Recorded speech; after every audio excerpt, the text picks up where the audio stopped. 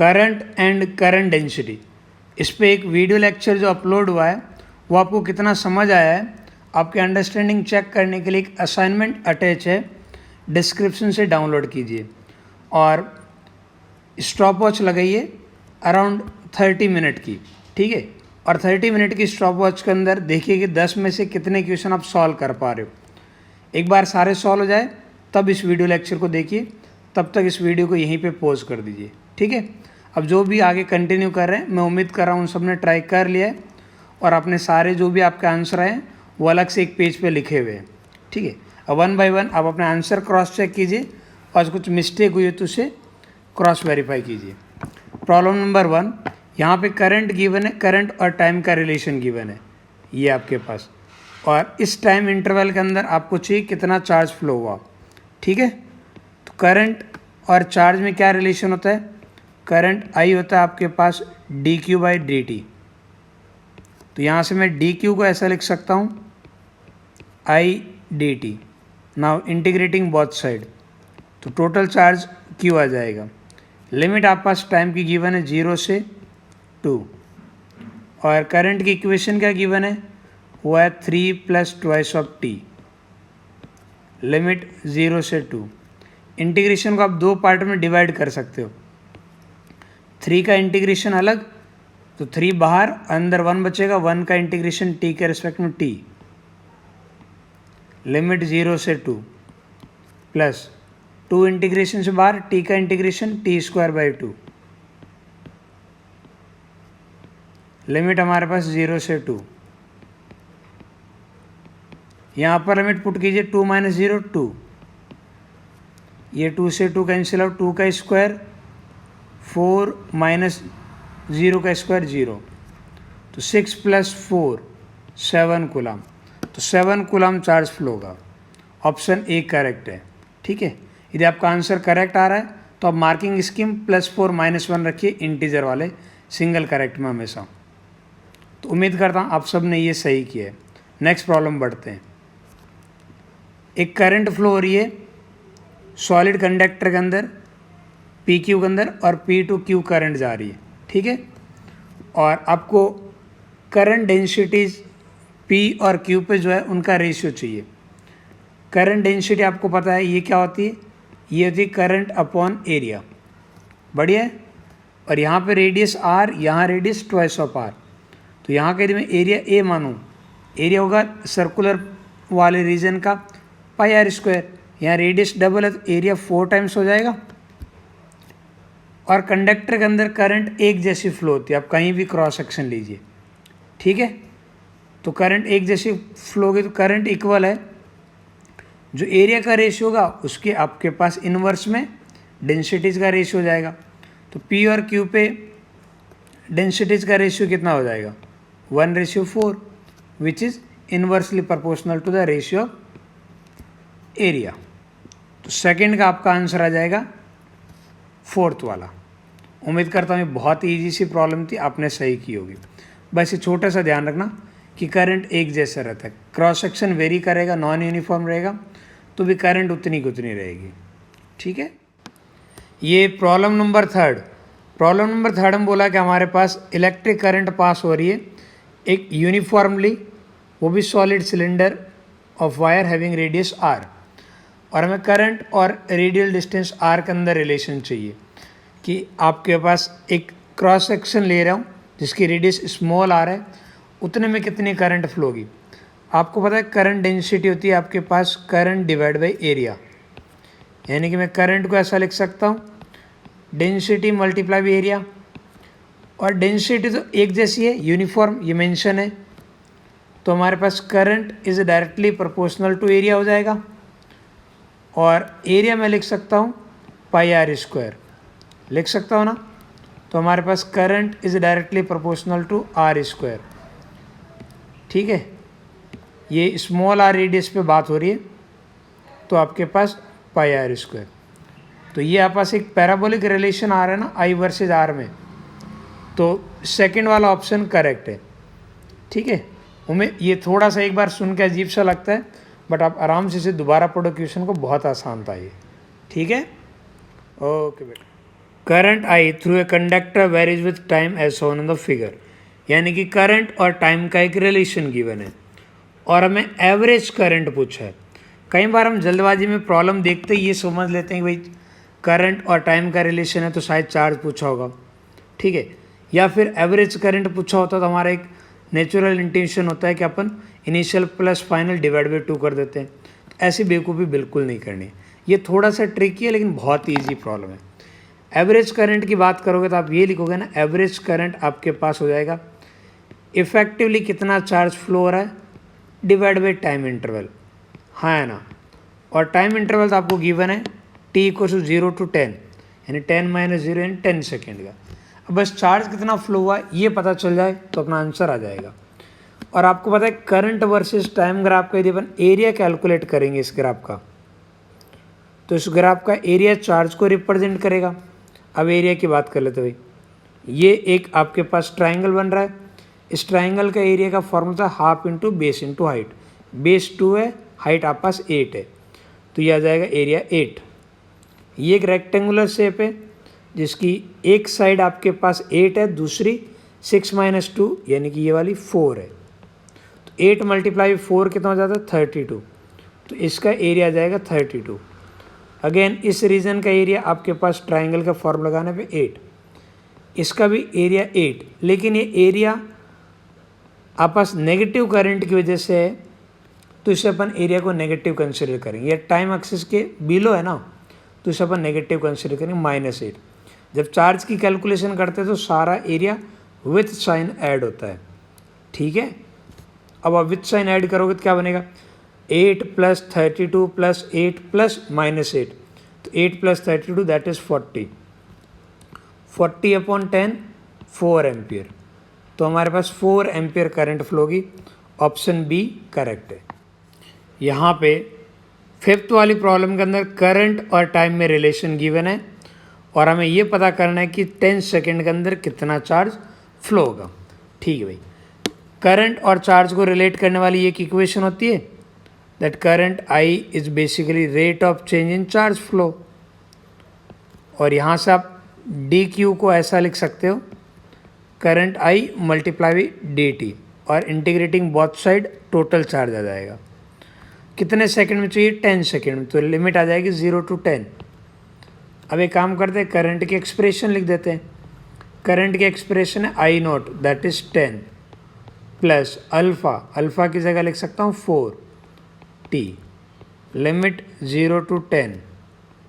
Integration को 2 part में divide कर सकते हैं, 10 बाहर आ जाएगा 0 to 10, 4 बाहर आ जाएगा, t का इंटीग्रेशन 0 to 10। अब आप पास 1 का इंटीग्रेशन t के रिस्पेक्ट में t आ जाएगा, फिर upper limit minus lower limit, तो t माइनस ये 10 - 0 10, तो सीधे लिख देता हूँ 10। t का इंटीग्रेशन t²/2, लिमिट 0 to 10, ये 2 आ जाएगा, ये बन गया 100 + 2 मल्टीप्लाई, ये 10 का स्क्वायर 100, 100 - 0 का स्क्वायर 0, तो ये आ गया 100, तो ये टोटल बन जाएगा हमारे पास 300। तो 300 कूलम चार्ज फ्लो होगा 10 सेकेंड के अंदर। करंट डेंसिटी आपके पास एक सिलेंड्रिकल वायर जिसकी रेडियस r है, उसमें वेरिएबल है करंट डेंसिटी और रेडियल डिस्टेंस के बीच में रिलेशन गिवन है, ठीक है। हमें चाहिए कि सर्किट के अंदर जो फ्लो होने वाली करंट यदि इतनी है तो k की वैल्यू कितनी है। तो अपन एक काम करते हैं, फ्लो होने वाली करंट निकालते हैं और उसको इससे इक्वेट करते हैं, ठीक भाई। अप्रोच क्या रहती है वो चेक करो एक बार। सबसे पहले अपन ये मान लेते हैं ये एक सर्कुलर रीजन है, ये क्रॉस सेक्शन बना रहा हूँ मैं, और अपन बोल रहे हैं कि इसके सेंटर से मान लेते हैं जैसे स्मॉल r डिस्टेंस पे, सेंटर से स्मॉल r डिस्टेंस पे एक dr विड्थ की बात कर लेते हैं। यहाँ पे r की जगह रेडियल डिस्टेंस x दिया है, तो मैं x डिस्टेंस पे dx डिस्टेंस की बात कर लेता हूँ, चलेगा। अब इतने से रीजन में x कांस्टेंट होने की वजह से डेंसिटी कांस्टेंट होगी। इस वजह से एलिमेंटल करंट आप चाहो तो एलिमेंटल करंट ऐसे लिख सकते हो। एलिमेंटल करंट क्या हो जाएगी, density multiply by area. Area कितना होगा, एरिया हो जाएगा 2πx मल्टीप्लाई बाई dx। ये जो हाईलाइटेड रीजन है उसके एरिया की बात हो रही है, ठीक है। और इस तरीके से आपको टोटल करंट आई चाहिए तो इस पार्ट को इंटीग्रेट करेंगे, 2πx dx। लेकिन यहाँ पे प्रॉब्लम सिंपल इतनी ऐसी कि जे की जो एक्सप्रेशन है ना वो 0 से कैपिटल R तक एक जैसी नहीं है, वेरिएबल है। तो मैं इंटीग्रेशन को 2 पार्ट में डिवाइड कर देता हूँ। यही आपके पास जे की एक्सप्रेशन जो भी रहेगी उसको मैं 2 पार्ट में डिवाइड कर देता हूँ। पहले मैं इंटीग्रेट कर लेता हूँ 0 से R/2, यहाँ तक तो जे एक जैसा है, फिर प्लस का साइन R/2 से लगा के R तक अलग से इंटीग्रेट करेंगे। इस मोमेंट पे जे की एक्सप्रेशन डिफरेंट रहेगी, जो भी अपने को तो जे की एक्सप्रेशन से वैल्यू पुट करनी है। लो अब आगे इंटीग्रेट करें इस पार्ट को, क्या गिवन है वो चेक करो। ये 2πx और अंदर जो पार्ट है उसको लिखते हैं J0 x upon R -1, J0 x upon R -1 यही है। और मैंने 2πx dx ये लिख दिया। लिमिट आपस 0 से R/2 पर। और दूसरे वाले पार्ट की बात करें तो ये आ जाएगा J0 x upon R 2πx dx, limit R/2 से R। अब दोनों पार्ट को अलग अलग इंटीग्रेट करना है और अपना आंसर आ जाएगा, ठीक है। लो भाई पहले पार्ट की बात करो तो मैं इसे 2π J0 इतना तो बाहर ले लूँ, अंदर जो पार्ट बचेगा वो आपके x को अपन अंदर भेज देते हैं। x को जैसे ही अंदर भेजता हूँ तो 1/R बाहर आ जाता है, अंदर बचता है x²। इंटीग्रेशन 0 से R/2, फिर माइनस का साइन 1/R बाहर, ये इंटीग्रेशन x का इंटीग्रेशन, लिमिट हमारे पास 0 से R/2। ये पहले पार्ट के इंटीग्रेशन को 2 पार्ट में डिवाइड कर दिए। यहाँ J0 2π/R कांस्टेंट है जो बाहर आ जाएगा, अंदर बचेगा x²। और इसका इंटीग्रेशन R/2 से R, ठीक है। अब इसको और फर्दर इंटीग्रेट, देखो भाई इंटीग्रेशन को अपन कैसे कर सकते हैं। ये 2π J0 ये बाहर है आपके पास, 1/R as it is, x² का इंटीग्रेशन होगा x³ डिवाइड बाई 3। लिमिट हमारे पास 0 से R/2, फिर माइनस x का इंटीग्रेशन हो जाएगा x²/2, लिमिट 0 से R/2। नेक्स्ट पार्ट को देखो, 2π J0 अपॉन कैपिटल R और x का इंटीग्रेशन हो जाएगा x³ divide by 3, limit R/2 से R। इंटीग्रेशन का पूरा पार्ट हो गया, अब बस लिमिट पुट करना बाकी है। लिमिट पुट करते हैं भाई, तो ये 2π J0 1/R, इसमें 3 बाहर ले लेता हूँ। R/2 का क्यूब करेंगे तो ये बनेगा R³ डिवाइड बाई 2 का क्यूब 8, -0 रखने पे वही लिमिट आएगी। आगे वाला में देखो 1/2 बाहर ले लेंगे और R/2 का स्क्वायर क्या हो जाएगा R²/4। लोअर लिमिट पुट करने से कोई मतलब नहीं क्योंकि लोअर लिमिट 0 है, plus 2π J0 upon capital R 3 बाहर ले लेता हूँ। अब अपर लिमिट पुट कर रहे हैं, आर का क्यूब ये आ जाएगा आर क्यूब, फिर माइनस का साइन, आर बाई 2 का क्यूब तो ये आ जाएगा आर क्यूब डिवाइड बाई 2 का क्यूब 8। ठीक है, और फर्दर सिंप्लीफाई करते हैं तो यहाँ से 2 पाई जे नॉट, अंदर से जब देखते हो तो ये एक आर से एक आर कट के पावर 2 बचेगा, तो ऊपर से आर स्क्वायर कॉमन आ जाएगा और नीचे से मैं चाहूँ तो 8 कॉमन ले सकता हूँ।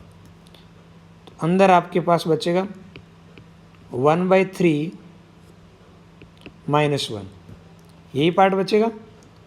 आगे वाले इंटीग्रेशन को देखो भाई, 2 पाई जे नॉट, 3 मैंने बाहर, ये आपस बाहर है, ऊपर से आर क्यूब कॉमन ले लूँगा तो आर स्क्वायर बचेगा, एक आर नीचे वाला कैंसिल आउट हो जाएगा, अंदर बचेगा आपस 1 - 1/8 और इसे मैं लिख सकता हूँ 7/8। चलेगा ना? ठीक है भाई। और इस पूरे पार्ट 1 - 1/3 की जगह ये 2 पाई जे नॉट आर स्क्वायर, और दोनों में से 8 कॉमन है ना, इसे बाहर ही ले लेते हैं। अंदर जो पार्ट बचेगा वो देखते हैं। तो यहाँ से पार्ट बच रहा है 7/3, यहाँ वाले में पार्ट क्या बनेगा 1/3 - 1, तो माइनस का 2/3 यही बचेगा। यानी कि आप एक तरीके से 3 भी बाहर ले सकते हो, नीचे से 3 कॉमन आ जाएगा, ऊपर 7 - 2 5, तो 5 डिवाइड बाई नीचे आपके पास आ गया 3 ×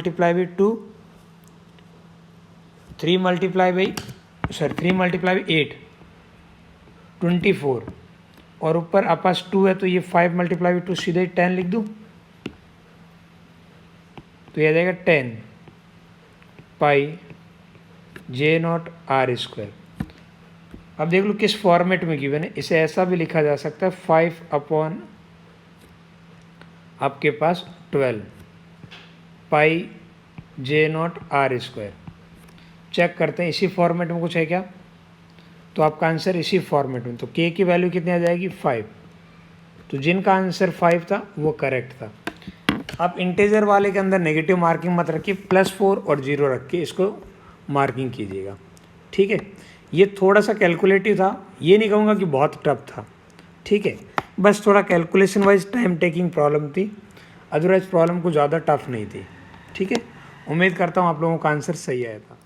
electron revolve in a circular path of radius, एक इलेक्ट्रॉन सर्कुलर पाथ पे रिवॉल्व कर रहा है, रेडियस गिवन है एंगस्ट्रॉम यानी 10⁻⁻10, और उसकी फ्रिक्वेंसी गिवन है इतनी, और बोला कि इक्विवेलेंट करंट इतनी है, तो आप पास एक्स की वैल्यू कितनी होगी। ठीक है भाई, ये एक सर्कुलर ट्रैक पे सपोज क्यू चार्ज चल रहा है, ये एक क्यू चार्ज मान लेते हैं और ये सर्कुलर ट्रैक पे चल रहा है।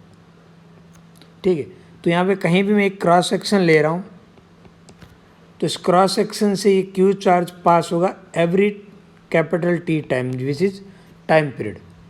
तो क्या ये आपके पास एवरेज करंट नहीं आ जाएगी, कितना चार्ज फ्लो है डिवाइड बाई टाइम इंटरवल, तो ये सिंगल चार्जेज हो क्यू फ्लो रहा है एवरी टी टाइम में, तो ये आपके पास रेट ऑफ चार्ज फ्लो हो गया।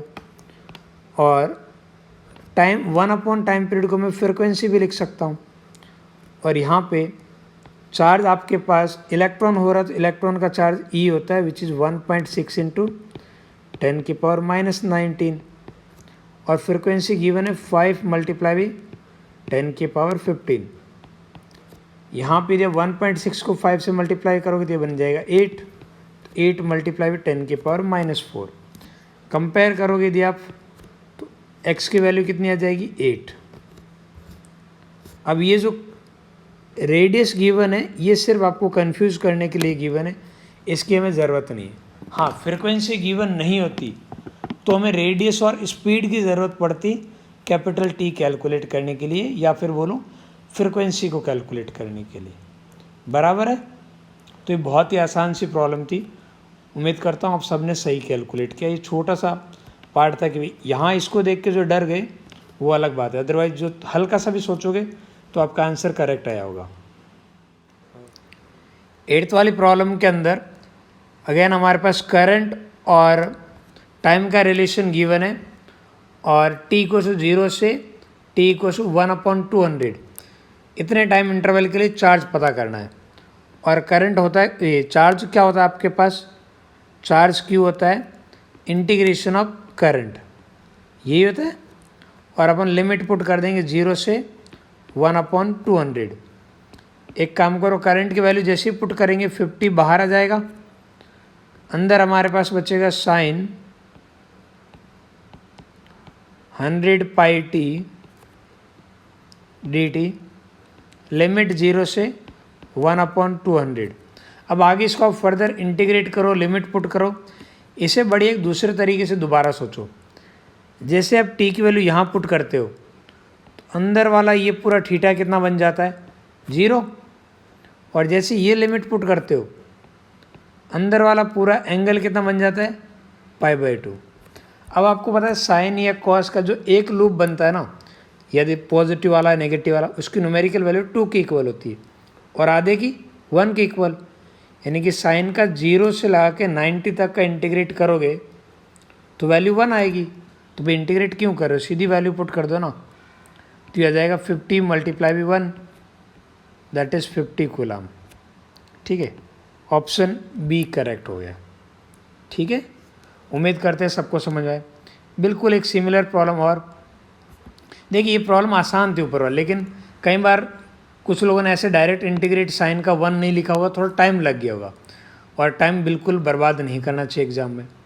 अब यही वाली प्रॉब्लम है, इसका अगेन करंट और टाइम का रिलेशन गिवन है, तो आप इंटीग्रेट कीजिएगा। चार्ज क्यू कितना आ जाएगा, इंटीग्रेशन 3 + 2/t, लिमिट हमारे पास 0 से 4, दो पार्ट में अलग अलग करेंगे। 3 बाहर आ जाएगा, 1 का इंटीग्रेशन t, लिमिट पुट कर देंगे 0 to 4, 2 बाहर आ जाएगा, t का इंटीग्रेशन t²/2, लिमिट 0 से 4, ये 2 से 2 कैंसिल आउट। यहाँ लिमिट पुट करो 4 - 0 4, यहाँ लिमिट पुट करो 4 का स्क्वायर 16 - 0 का स्क्वायर 0, तो ये आ गया आपस 12 + 16, 12 + 16 कितना हो जाएगा 28। तो आपका 28 कूलम आंसर आ गया।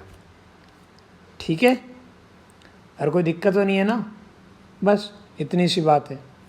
ये क्वेश्चन नंबर 9 का आंसर है। ठीक है, ओके।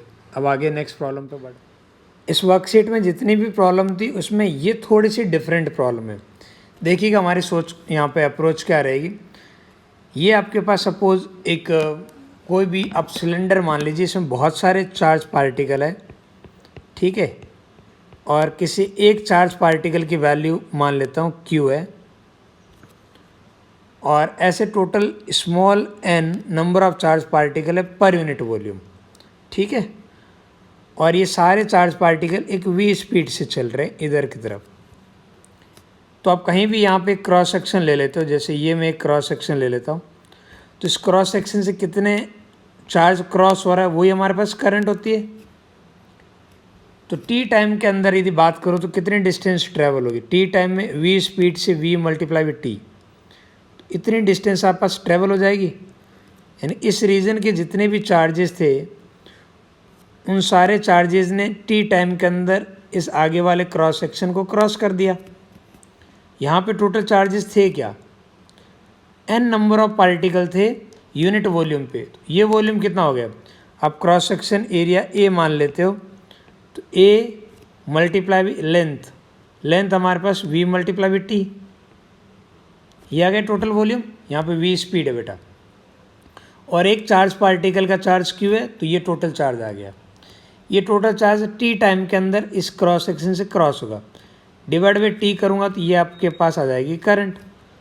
तो करंट कितनी आ गई, करंट आ गई n q a v, t से t कैंसिल आउट। अब बस इस रिजल्ट के हेल्प से अपन आंसर निकालेंगे। यहाँ पे क्या हालात है वो देखिए। यहाँ पे ये गिवन है आपके पास दो टाइप के चार्ज पार्टिकल है, एक जिसका चार्ज माइनस क्यू है, एक जिसका चार्ज प्लस का ट्वाइस ऑफ ई है, एक का माइनस ई और एक का प्लस ट्वाइस ऑफ ई। और जैसे ही पोटेंशियल डिफरेंस अप्लाई करते हो, एक को ड्रिफ्ट वेलोसिटी मिलती है v, दूसरे को v/4। आपको पता है कि यदि आपने पोटेंशियल डिफरेंस अप्लाई कर रहे हो, ये वाला यदि इधर जा रहा है v/4 से, तो दूसरे वाला अपोजिट डायरेक्शन में जाएगा ना, अपोजिट पोलैरिटी की वजह से, तो ये v से इधर जाएगा। अब बात कर लेते हैं number of charge particle per unit volume, दोनों के लिए स्मॉल n है, ठीक है। वही आपके पास same cross section area capital A है। तो नेगेटिव चार्ज की वजह से करंट किधर फ्लो होगी, जो करंट की चार्ज पार्टिकल डायरेक्शन है उसके अपोजिट, तो इसकी वजह से इधर एक करंट जाएगी। मान लेते हैं वो करंट I1 है, तो I1 कितना लिखेंगे इस फार्मूले से, N E A और V की जगह V। और इसकी वजह से आपके पास जिधर पॉजिटिव चार्ज आता है वही करंट की डायरेक्शन होती है, तो ये करंट की डायरेक्शन होगी I2। ये क्या लिखेंगे, N चार्ज की जगह ट्वाइस ऑफ E A और ड्रिफ्ट वेलोसिटी v/4, तो ये आपके पास बन जाएगा v/2। दोनों करंट सेम डायरेक्शन में, तो टोटल करंट कितनी आ जाएगी, N E A V 1 + 1/2 3/2, ठीक है। तो ऑप्शन डी करेक्ट होगा। ये थोड़ी सी हटके प्रॉब्लम थी, बाकी सारी प्रॉब्लम ज़्यादा टफ नहीं लगी होगी आपको, ठीक है। तो इस तरीके से उम्मीद करते हैं आप सबने बहुत अच्छा स्कोर किया है। जितने भी ये सिंगल करेक्ट ऑप्शन वाले हैं उनमें +4 एंड -1 आप मार्किंग रखिएगा, और जिसमें इंटीजर है उसमें +4 और 0 मार्किंग रखिएगा। और इस तरीके से देखिएगा आउट ऑफ 40 आपके कितने मार्क्स आ रहे हैं। यदि आपके 30+ आ रहे हैं तो आपका स्कोर बहुत अच्छा है।